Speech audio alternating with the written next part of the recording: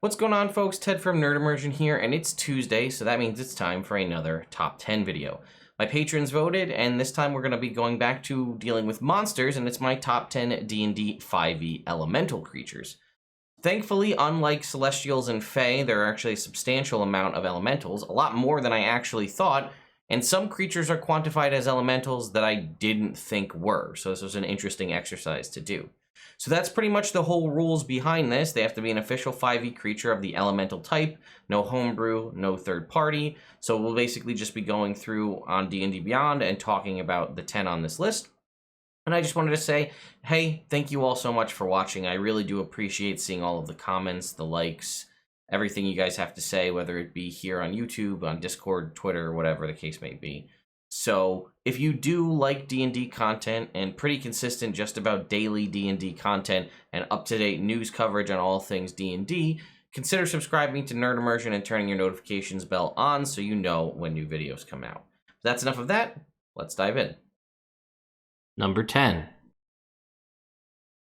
The Chwinga, or Chwinga, depending on how you pronounce it. And these guys were originally introduced to us in Tomb of Annihilation, though they do appear in Icewind Dale Rime of the Frost Maiden as well. And they are a tiny little sort of, honestly, they almost feel Fae-like elemental creature. And basically, I thought they were interesting because they sort of have a fascination with humans and or humanoids in general, and they have this magical gift ability where they can target a creature within 5 feet and grant them a supernatural charm as per the supernatural charms section of the Dungeon Master's Guide. And then it goes on to say they can take shelter inside all sorts of natural things, and they have a couple of spells they can cast at will, primarily from the Druid list, right? Druidcraft, Guidance, Pass Without Trace, and Resistance. So that's a decent amount of good passive buff spells there, and I really like that. And the whole scenario where you first encounter them in Tomb of Annihilation is very, very memorable. I remember the first time I played it, and then the first time that I ran it, and it was quite a memorable scenario. And if you haven't had a chance to at least experience that, I recommend you do so. Number 9. The Invisible Stalker. Now, I really like this creature. I like the art that's shown for it. They're also completely invisible all the time. They even, if you have a see invisibility spell, it doesn't actually show them. You might see a vague outline of the creature, but they are comprised of literal air, so it's impossible to really see them. It says right here, Flauntless Tracker, whoever summons them, there's lore behind them being summoned to complete a task. But basically, they can be sent out sort of like a hitman to take someone out, and they kind of always know where their target is as long as they're on the same plane of existence. And then you can see it has a decent amount of passive defenses and resistances and immunities. And then it makes 2 slam attacks, which do 2d6 plus 3 damage. Now, I really like that. The only problem that I have with it is if you take a look at the art here, it looks like it's slamming this guy and maybe slashing them. But I always imagine an invisible stalker as something more that would suffocate you, and like it's made of air and it could just sneak up behind you. Even if it's making attacks, it doesn't reveal its location. I always anticipated it more about like them like suffocating someone, whether it be strangling them or using the whole air elemental thing to maybe pull air out of their lungs kind of a thing. And I always thought that that was an interesting way to improve them beyond the traditional slam attack. Look up the suffocation rules and use those. Also, in theory, if they were to do that, the Invisible Stalker would also be a silent killer, in that if they were, saying, attacking a party that was resting and they suffocate someone, then there's no real noise other than potential maybe gurgling. But if you're hitting someone with a slam attack, that could cause them to wake up and the party members to be, brought to attention. So I liked the concept of them sneaking around and taking people out discreetly. Number 8. The Galeb Duhr, or a Galeb Duhr. I think these guys are really cool, although they do have slightly, in my mind, I think, at least how I interpret it, to be kind of tragic lore. So they're brought to the material plane from the plane of Earth by usually a spellcaster for some reason, binding them for protection purposes as a sentinel to guard a location. But there's this bit of lore here that says, where is it?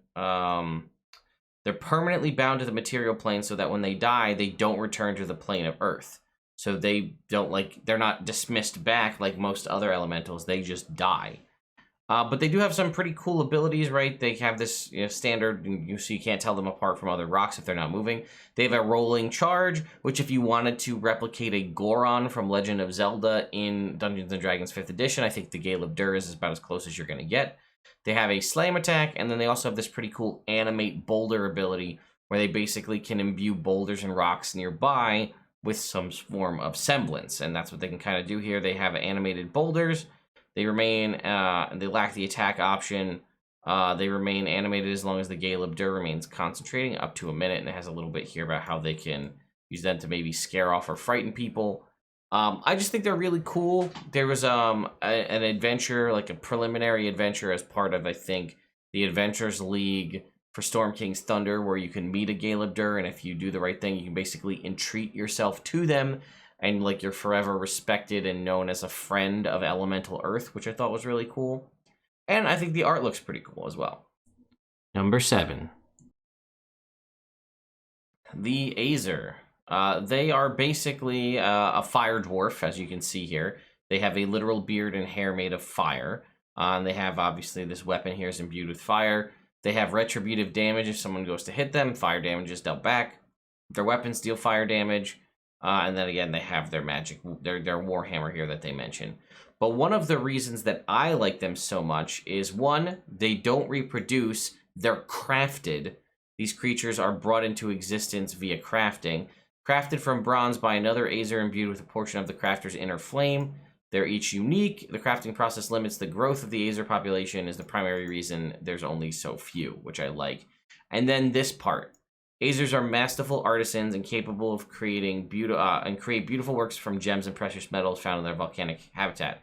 They rate the value of the treasures based above all other things. When Azers are called by magic to the material plane, it is typically to help forge an elaborate magic item or work of art, for it is said their skill in such craft knows no equal. That's probably one of the only canonical references in 5e of something that can flat out craft magic items. Now, I know there's some rules in the Dungeon Master's Guide and in Xanathar's, and I've expressed my disdain for those. But I think a really cool mission or something to undergo would be to rescue an Azer, track down an Azer, whatever you want to do, and they are basically the magical artisans that can craft magic items, and that would be a reason for you to do so. I don't know of any adventures that do this, but I think this would be a cool thing to explore a little further, and I'm using them heavily in my homebrew campaign. Number 6. The Xorn, or more specifically, the big Xorn that comes from Waterdeep Dungeon of the Mad Mage, which is a size level larger, so it is large size. It has pretty much all the same abilities, but it's just stronger in every way. They can tunnel through the earth with no problem. They don't displace the earth, they just move through it as though it was water. They can pinpoint locations of precious metals and stones within 60 feet with their treasure sense. They also do have tremor sense, and they have claw and bite attacks. But the reason I like Xorn so much is the lore behind them, and about how they can be like excellent watchdogs or tracking pets kind of a thing, as long as you keep them fed well, because the reason they have treasure sense is they devour treasure. That's kind of their whole thing. So, where is it? It says, Xorn scour the depth of the earth for precious metals. Because they are unable to consume organic matter, they ignore most creatures. Their ability to sniff out metals and stones often draw their attention to adventurers carrying coins and gems. Because they're not evil, it pleads or bargains in the hope of convincing others to give up their treasure, offering up information. A Xorn whose requests are ignored might result to threats and bullying. If starving or angered, it resorts to force. And you can see here that it is an 11 intelligence, and it can speak Terran, so if you do have someone who can speak Primordial or Terran, you can actually have a conversation. But I really like having them as, basically, this is an ally, or essentially like a treasure hound kind of a thing, where you have the Xorn, you keep it well fed in whatever type of gem or material, or monetary thing you don't like. Whether you don't like copper pieces, or maybe you don't like electrum pieces, you feed that to the Xorn, keep it well fed, and it's kind of, you bring it with you on the adventures to go suss out where, other treasure hoards and things may be. And again, the fact that there is a big Xorn that is just a bigger version of it in every way, I think is pretty awesome. Number 5. The Blistercoil Weird from Guildmaster's Guide to Ravnica. Previous to this, I think the only weird we'd seen was the water weird in the monster manual, and I really like the art of this sort of molten metal creature here. And it has a lot of really interesting abilities. Ton of resistances and immunities as per normal, but if it takes damage from a fire spell, it increases by 1 size category. While it's large or bigger, it makes strength checks at advantage. If it starts its turn at gargantuan size, it releases energy in an explosion. Each creature within 30 feet must make a dex save or take basically a fireball's damage. The explosion ignites flammable things, and then it becomes medium size. But it can continue to grow, which I thought is pretty neat. And then it says, form of fire and water. It can move through 1-inch spaces, which we've seen before. It can enter a hostile creature's space. The first time it enters another creature's space, they take fire damage, and they catch fire. You need action to put them out, or they will take persistent D10 fire damage each turn. If you hit them within melee, you take fire damage, and then they have their slam attack, which does bludgeoning plus fire damage, or additional bludgeoning plus fire damage if they are of a larger or higher size category. But yeah, I thought they're pretty neat. It's also an interesting concept that if you happen to have access to one that was sort of on your team or an ally, you could supercharge it, cast Firebolt at it, hit it with some fire damage, get it to bump up in size, and now you have this bomb that can basically blow up, doing this, this kind of feed on fire ability here that we see that does basically a localized fireball. And then it goes back down to medium size, but there's no reason you couldn't start supercharging it again with things like Firebolt, pop it up to big size, and have it Nova again. Number 4. The Geonid, rather, is often slept on because it's only found in the Turtle package. So for those of you who don't know, to technically get access to the Turtle race in the past, what you needed to do was buy an Extra Life module that Wizards of the Coast released that helped benefit Extra Life called the Turtle package. And in it came the Turtle race, as well as a whole adventure dealing with turtles and a small region called, Cragmar, Crag something, draw, I forget what it is, down kind of by Chult. And one of the monsters that was introduced in that is the Geonid. Unfortunately, we don't really have a lot of lore about the Geonid, but I think they're super cool. I love the art. I think if you wanted to try and potentially replicate a Geodude, the Pokemon, this would be a good way to do it. But nothing crazy here, right? Tremor Sense, okay stats for what it is. Has a club attack because it can actually pick up weapons. It does have an intelligence of 9 and can't speak. And it has the Stone Tell ability. It touches a stone object or surface and knows what types of creatures have been there within 10 feet of it for the past 24 hours. You can also determine the number of each creature type, but not their identities. So it kind of has like a dead zone psychometry ability for stone for the past 24 hours, which also could be really good for dealing with revealing of plot points and kind of flashbacks. Plus, they were like basically a little person inside a rock boulder hermit crab shell. Number 3. The Arclight Phoenix from Guildmaster's Guide to Ravnica. Now, I really like this because I feel like this Phoenix in particular, 1, it looks amazing. And 2, it does a better job of kind of capturing the essence of a Phoenix than the actual Phoenix stat block we have, which is essentially just a fire elemental with no special abilities here. We can see it as resistances that make sense for what it is. Flyby attack, which is pretty powerful. If it touches the ground, it takes force damage. Because it's made of lightning, that would technically ground it out. Lightning form, it can move through 1-inch spaces. A creature that touches it or hits it with a melee attack takes 2d8 lightning. And it can enter a creature's space. If it does so, they take damage. When it dies, it has a Death Nova Burst, which is an 8d8 sort of lightning explosion. And then it leaves behind a tiny warm egg within a Mysium shell. The egg contains the embryo of a new phoenix. It's a phoenix, so that makes sense. If a creature touches, let's see. It hatches in an area where spells deal lightning damage, or if a creature touches the egg and expends spell slots whose combined level equal 13 or more, you bring it back. And it has Arclight Touch, a touch attack that it does, or a weapon attack, plus 10 to hit, does 68 lightning damage, and it jumps from one target creature to another one within 30 feet.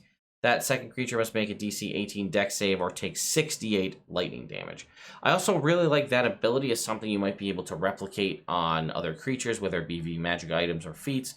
concept that you can have something casted on one person and then have it jump to the next. Now, I know obviously sorcerers have access to Twin Spell, which would allow them to do that, but I kind of like the visual of this one a lot better. Plus, again, the mini is sweet, and the concept of a Lightning Phoenix, I guess, or maybe a Thunderbird, is pretty cool. Number 2. The Frost Salamander from Mordenkainen's Tome of Foes. This is drastically different from the Salamander found in the, the Monster Manual, which is basically like a sentient creature that is kind of walks upright with like a serpentine lower half and has arms and can do all sorts of articulation. I think it can even do magic. This is basically like essentially a Ice Drake, a lesser version, not a full dragon, but something really cool nonetheless. And I like that they have a breath weapon as well, similar to a dragon. And then I like that if they take fire damage, it automatically recharges their breath weapon, which can recharge every turn, but it only recharges on the use of a 6. But it can make 5 attacks, 4 claw attacks, and 1 bite attack if you choose to not use the breath weapon, which is a 60-foot cone for 8d10 cold damage. So there's a lot of stuff going for this. It also has Tremor Sense. And Constitution and Wisdom saving throw proficiency, which can mean some of the more powerful stuff might be able to avoid it, though no dexterity saving throws, so keep that in mind. I think they're super cool. I'd like to see more of them featured. I wonder if we're going to get... We already have a Salamander, but I want more like a Fire Salamander. That's basically the antithesis of this, mental-wise as well. Let me know what you think in the comments. Number 1. The Flail Snail. I'll be honest with you, I didn't even know a Flail Snail was an elemental. It's a creature that I've always thought was interesting, as it is literally a snail with 5 pseudopod-like tentacles that are functioning like a flail. I thought it would have been a monstrosity, personally, but that works for me. So they're really cool. They do have this anti-magic shell feature, which you can see this kind of iridescent shimmering shell has anti-magical properties that can do a variety of different things. So it's got advantage on saving throws against spells. Any creature making a spell attack against it has disadvantage, and if it succeeds on the saving throw, you roll and then something happens. It can also flail its tentacles. Whenever it takes 10 or more damage, it loses a tentacle, and it grows one back within a d4 days. If all tentacles die, it retracts into its shell, gaining total cover, and begins a wailing sound that can be heard for 600 feet, stopping only when it dies 5d6 minutes later. Healing magic that restores limbs, such as Regenerate, works on this as well. It can make as many flail attacks as it has tentacles, which have a 10-foot reach and do a d6 plus 3 bludgeoning damage. It can kind of activate its shell once a short rest to dazzle people. So it shines in bright light, 30 feet bright light, 30 feet dim light. Creatures that can see the snail have disadvantage against attack rolls against it, and if they're in the bright light and unable to see the snail when its power is activated, is able to, rather, they need to make a wisdom saving throw or be stunned until the light ends. And then if it wants, it can withdraw into its shell to get a +4 AC. And I also like this because this is one of the few instances where we sort of actually have a blueprint for things. So it tells us how much it weighs and how an intact shell is worth 5,000 gold pieces by itself. Hunters seek it for its anti-magic properties, so a skilled armorer can make 3 shields from 1 shell. For 1 month, each shield gives the wielder the snail's anti-magic shell trait, that you see right here. When the shield's magic fades, it leaves behind an exotic skeleton that is perfect for turning it into a spell guard shield, another magical shield. Also, it can be used to make a robe of scintillating colors by grinding up and adding the dye to a garment that you're making. And it says this powder is also a material component of the ritual that enchants the robe. But we don't have anything like that for any other magic items, really, and I like that. I would love more interesting lore that could potentially lead to a hard mechanic for the purposes of making magic items in all of the other monsters. There you go, folks. That's it. That's my top 10 D&D 5e elementals. I'm excited to see if we get any more in the future. There was some on here I figure some people might not have known, which is always interesting, like the Arclight Phoenix and the Geonid specifically. But let me know your thoughts in the comments down below. What's your favorite elemental in D&D 5e? Did you know that a Flail Snail was an elemental? Because that just never clicked in my head. So, thank you to my patrons over on Patreon for continuing to support me and the channel and for voting for this to be the topic for today's video. And I will see you all next time.